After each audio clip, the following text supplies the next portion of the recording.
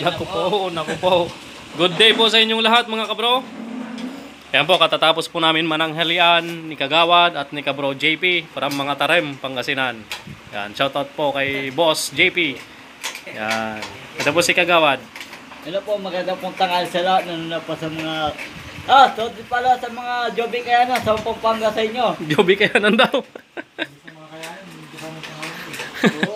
Okay, so ngayon po ang ating ginagawang motor ay ito naman oh. Kitang-kita nyo naman, Raider 150. Yes. Yan, ang problema ng motor ni Kabro, malagitik. So diretso refresh na natin yung makina niya. Dahil 5 taon na to bro. 5 years. 5 years na siguro lagi ding nababarurot tong motor mo no. Pagka hindi naman, paminsan-minsan lang. Okay, so itong issue ng motor ni Kabro ay malagitik. Tapos nung dumating siya kanina galing mga Tarem is nung nireb ko yung tambutso na ay yung throttle niya medyo nangangamoy na rin ng medyo langis. Nasunog kaya kaya overhaul natin ngayon to tapos titignan natin yung cost kung ano yung malagitik sa makina niya. Yan. Tapos nung nabaklas namin ito na. Ito po yung kanyang mga makina. Baklas na.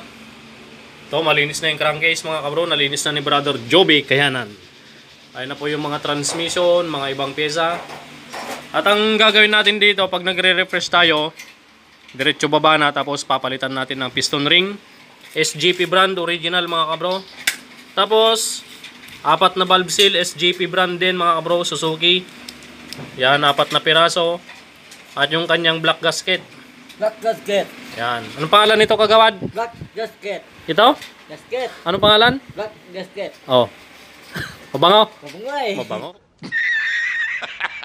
Oh. Okay. So ito pa yung isang issue ng motor niya kaya malagitik mga kabro. Ito yung chain guide sa may ibabaw ng cylinder head. Tapos nakita namin kanina nga binibiyak namin to, nakita namin yung rubber niya dito nasa ilalim na ng makina, nangabaklas. Tapos yung kanyang timing chain gumasgas na siya diyan. Yan yung timing chain gumasgas na diyan mga kabro. Kaya maghahanap pa ako ng ganito. Hindi ko alam kung may mahanap ako, pupunta ako mamaya dun sa Suzuki kung may stock silang ganito.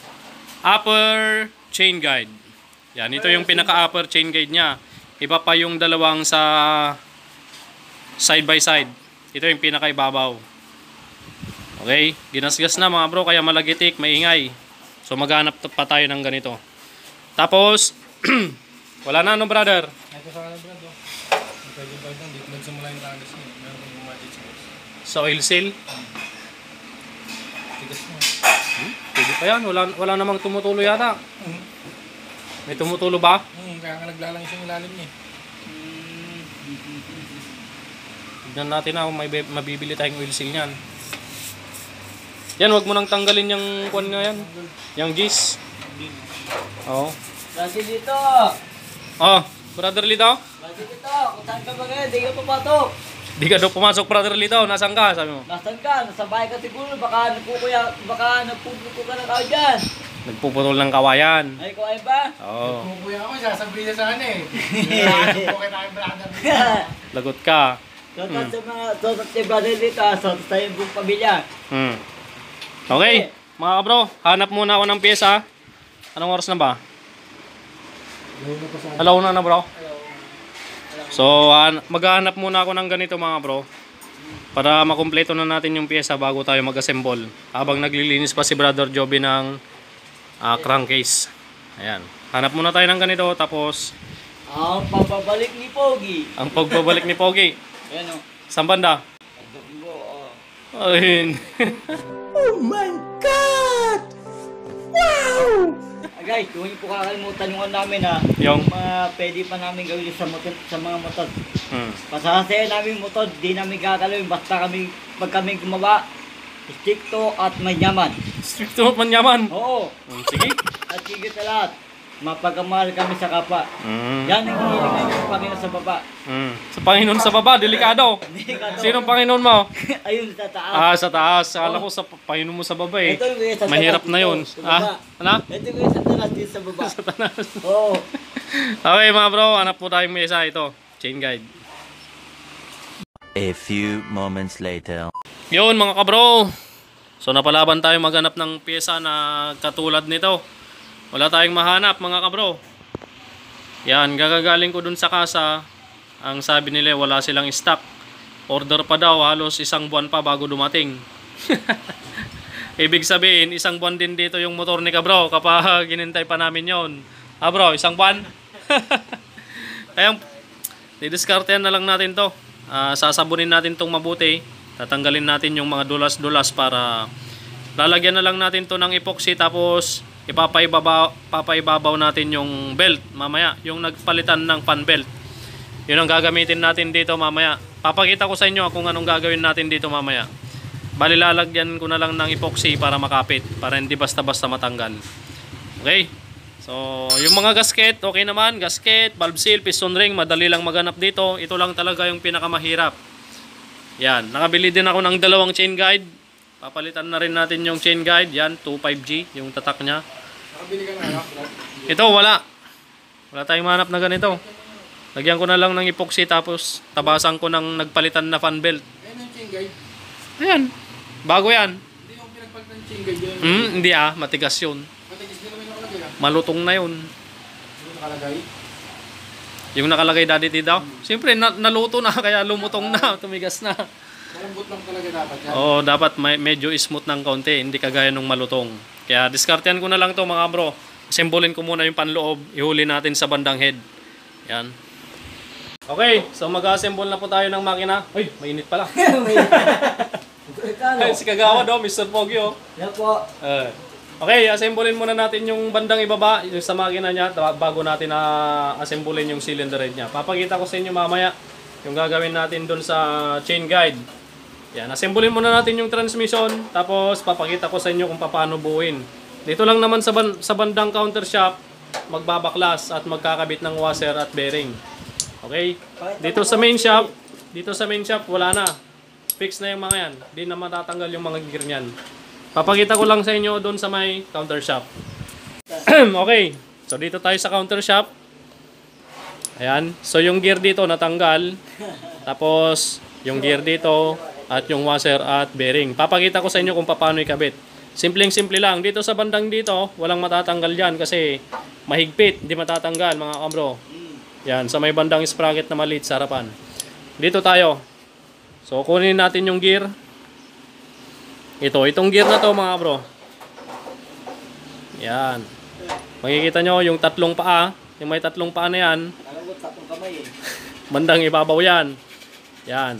Ganyan ang pagsalpak. Pero yung 4 na paa, bandang ilalim para dito yan mga bro. Yan. Yung 4 na yan. Diyan nakapesto itong mga 4 na to. Okay? So ganyan po yung kabit nyan. Yan. Dapat naglalak. Dapat naglalak itong gear na to mga bro. Kapag baliktad naman, hindi naglalak yan, iikot yung gear sa ilalim. Kaya dapat baliktad, ganyan. Okay, so susunod natin dito yung washer. 2 washer to na magkamukha mga kabro. Yan. Ganyan yung washer niya. 2 magkamukha yan mga kabro. Yung isa ilalagay natin dito. Yan. Yung isa nandyan ha. Tapos yung kanyang stick bearing. Yan, ito po yung kanyang stick bearing. Lagay po natin dito sa ibabaw ng washer na nilagay natin. Tapos lagay na natin yung gear na malaki. Ito ba yung kagawad? Yes. Iba? Ikaw naman. Nawawala ito, natabunan. Yan, ito po yung gear. Ito po yung primera. Demela, segunda. Tapos lagay natin dito. Okay? So pagkatapos natin lagay yung gear, lagay na natin yung washer. Yung kamukha nung nasa ilalim. Ang mga bunot sa Yan. ko ah. Yung washer dito. Wala na. Yun lang po mga bro. Sobrang dali lang ng rider. Okay? Salpak naman na natin. Papakita ko sa inyo yung pagsalpak dito sa kanyang crankcase. Yan. Sasalpak na natin dito. Okay. Salpak na natin tong transmission mga bro. Nabuna natin. At syempre lagyan muna natin ng langis yung mga gear bago natin isalpak. Syempre pati yung mga transmission bearing. Yan. So itong motor nila bro ay virgin na virgin. Ngayon pa lang daw mababaklas at tayo na naman ang nakaunang magbiyak. Maraming salamat sa tiwala ka bro. Yan. Itong shifting fork, yan. Makikita nyo itong dalawang magkamuka. Kahit magkabaliktaran yan, okay lang. Yung isa lagay natin sa bandang ilalim, sa mismong counter shaft. At yung isa dito naman sa taas. At yung isa naman dito sa main shaft. Pagkatapos, lagay natin yung shifting drum. Langisan natin. Tapos salpak natin. At pagkatapos mga kabro, ilagay na natin yung pin ng shifting fork. Ayan. I-piston na muna natin yung mga shifting fork sa may shifting drum. Yan. Tapos, ilagay na natin mga bro yung dalawang pin ng shifting fork. Langisan natin mga bro para smooth. Yan. Smooth na mga kabro. Tapos, isunod natin yung kanyang kick axle assembly. Pati yung axle mga bro. Okay, dito tayo mga kabro sa kick axle. Tapos na tayo sa transmission mga kabro. Goods na. Dito naman tayo sa kick axle. Makikita nyo dito may marking yan. May tuldok. Tapos, yung kapartner niyang gear, may tuldok din dito. Ayan, yung marking na yan, yung tuldok na yan. Pagtatapatin nyo yan mamaya. Kagaya niyan. Yan. Wow. Tuldok sa tuldok. Yan. Yes, I like it. Okay. Ayan o, tuldok sa tuldok. Ganyan pong pagsalpak niyan mamaya. Papakita ko sa inyo mamaya yan mga bro. Pero bago natin lagay yon, dito muna tayo. Washer muna dito. Wow. Yan, washer. Yung sakto lang sa butas ha. Kasi may mga washer dito, malalaki yung butas. Kagaya nito, malaki. Okay. Yan, kakalog-kalog yan mga bro.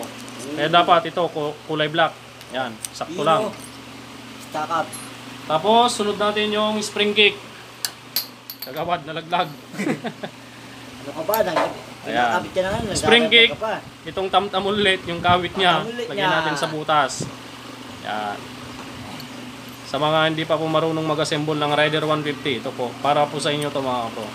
So, top day pala paam. I-share ko po sa inyo para meron din kayong ideya kapag may magpapagawa ng rider sa inyo. Tapos itong lock ng spring, lagay na natin.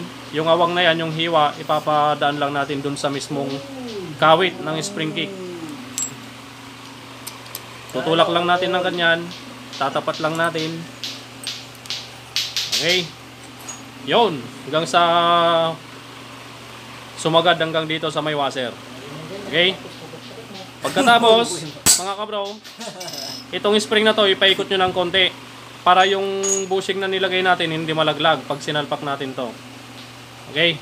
Sample, lalagay na natin. Oh. Paikot natin ng konti. Tapos, pwede na natin i-shoot dito. Ariko. Oh. Yun. Yun. Okay. So, ayun na mga kabro. Isalpak na natin. Yan. Hindi pa natin nilagay yung gear dito. So, bali lalagay muna natin yung spring. Ito, yung spring mga kabro. Okay. Spring muna. Lagay natin dito. Yan. Ganyan lang yan. Sunod na natin yung gear. Yung sinasabi ko sa yung may marking. Yan. Yung marking na yan. May marking din to. Pagtatapatin lang natin. Okay, pagtatapatin ko lang. Ikinabit ka na, dudes. So, yan, may marking dito, pagtatapat. Ganyan po, bali yung kawit niya, nakaturo po siya dito. Tapos papaikot lang natin tong axle. Okay, papaikot ko muna tong axle. Magkatapat na yung marking dapat mga kabro ha. Bago nyo ipaikot yung axle. Okay, paikot ko na. Okay, so bali bumabangga to dito sa may lock ng gear na to. Itataas natin ng konti. Yan, tapos ikot ulit natin. Yan. Taas ulit natin ng konti, paikot ulit natin, pakaliwa. Okay. Okay. Kapag konti pa, yan, bumaba na siya, ibaba na natin. Tapos bitawan na natin yung axle. Yun. Ayun na. Nag-lock na siya dito mga kabro. Yan. I-zoom natin. Okay. So, ganyan lang po yung pagkabit. Okay na to mga kabro. Oh, palapaan. Tapos, isunod po natin yung dito, yung gear. Yung starter gear niya dito. Oh. Ito. Gineo. Yan. Itong na to, bandang ilalim. Kapartner niya nito. Yan. Yun o. Kung makikita nyo tong gear na to, nakapantay din siya dito sa Primera. Oo. Yan, nakapantay din siya. Okay? So, ganyan po yung kabit niyan. Tapos, lalagyan natin yung wave washer. Wave washer. Ito yan. Kaya tinawag na wave washer kasi paalon-alon. Ay, paalo-alon. Oh, ito, wave washer, paalon-alon. Ganun o. Okay, so lagyan na po natin to dito sa ibabaw. Alam ko ng tawag dyan. Ano? Yung pala lumalangis sa dagat. Oh, yun. Tapos pagkatapos ng wave washer, yung washer ulit na kulay puti. Yan. Parehas lang sila ng butas yung sa may bandang side. Dito, sa may bandang, dito sa may sigunyal. Same lang sila ng size. Pero may marking yan na mga bro. Kapag may kulay yan na puti, yung parang pinturang puti, dito yan sa bandang sigunyal. Oo. Okay. So ito, yung wala, dito yan. Sa may ibabaw ng wave washer. Yan tanong, ito nakalap ko na nito, wala. Wala tayong nahanap na ganyan. Okay? Ako patay. So ganyan po yung pagsalpak ng transmission ng Rider 150. Yun o. Yan. Okay, so ilalagay na lang po natin yung balancer. Tapos yung gear, madali na lang po yon. Bali, pagtatapatin nyo lang yung marking, mamaya papakita ko dun sa inyo. Okay, so ganyan lang po yung pagbuo ng transmission mga bro at sa balancer. Yan, may timing mark yan, may dalawang dot, tuldok. Pagtatapatin nyo lang yan mga kabro. Yun, yung dalawang tuldok na yon, pagtatapatin nyo lang. Para hindi magtamaan yung sigunyal at connecting rod. Ay, sigunyal, connecting rod at balancer. Hindi magtama. Kaya may marking yan para ganun. Para smooth din at hindi ma-vibrate yung makina. Okay, so yun na po, buo na natin. Pakita ko na lang sa inyo mamaya pag kumpleto na natin tong motor, itong makina at yung gagawin natin doon sa chain guide. Yan, papakita ko lang sa inyo mamaya ng konti. Yung isa. Yung bakal. Yan. Papakita ko din sa inyo mamaya yung gagawin natin dito. Yan. One eternity later. Yun, medyo gagabihin na mga kabro, si kabro. Gagabahin na. At ito po, tapos na po namin yung motor niya. Check ko lang kung may leak o wala. Wala naman. Sa mga daanan ng langis, wala naman. So, try na nating pandarin mga kabro tong motor niya. Pandarin mo nga bro. Yan. Yun o. Something ng... Parang nagbalik sa top. Bale, nagpalit din kami ng tensioner dito. Dahil yung kanyang tensioner, hindi na niya masyadong may tulak yung kanyang chain guide dito, yung tensioner niya. Kumakalog na to. Yan, kumakalog na mga kabro. Yan, pinalitan namin yung iniwan ni boss from La Paz. Ito, yung nakalagay sa Rider 150 niya. Iniwan na niya yung nagpalitan niya kasi nagpalit kami ng manual tensioner dati. Yan, nagpalit kami ng manual tensioner dati sa motor niya. Iniwan na niya itong nagpalitan niya. Kaya ngayon, ibibigay na lang natin kay kabro. Ayan o. Ayan.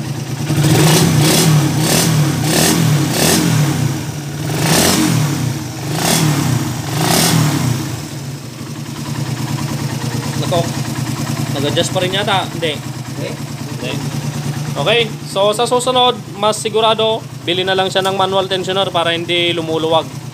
Pero goods na mga bro. Ano masasabi mo bro? Very good. Si Kagawa dai, very good din. Very good. Ayan. Okay mga bro, tapos na po namin yung makina. Goods na. Satisfied na daw si Kabro. Kaya lang, yung tornilyo sa ehe ng gulong niya hindi satisfied. Ayan, habang nagbibiyahe si Kabro, nalaglag. Yung kanyang nut, gold bolts pa naman. Kagaya nito. Oh, dito nalaglag, di niya napansin. So, yan, hanapan ko muna ng tornilyo doon sa kabila. Hanap tayo. Okay, maraming salamat po mga bro sa inyong panonood. Shoutout kay Kabro from mga Tarem. Thank you, boss. Yan. Huwag niyong kalimutan mag-subscribe. Huwag niyong kalimutang mag-subscribe at mag-follow sa aming YouTube channel at sa aming Facebook page. Uy, malabing camera natin. At pasensya na pala kayo mga kabro sa mga hindi ko nare-replyan sa ating mga comment section dyan sa ating Facebook page, sa mga video natin dyan. Pasensya na kayo dahil medyo busy. Ayun po si Kagawad. Nung nakaraan po pumunta kami Pampanga, kaya hindi po ako masyadong nakagamit ng cellphone kaya medyo busy. Ayan. Pero nag-reply na ako mga bro. Ayan, tapos na po yung motor ni boss. Joby Kayanan family. Shoutout kay Boss Joby Kayanan and family at brother Lito Velasco and family. Yun, At oh. syempre kay Kagawad. Yun, oh. Maraming salamat po mga bro. Hanggang sa muli, tapos na po natin yung Rider 150. Nak-anak, mas Espiritu Santo, amen. Amen mga bro. Maraming salamat po. Pagpalain kayo ng Panginoon. Hanap muna kong nut.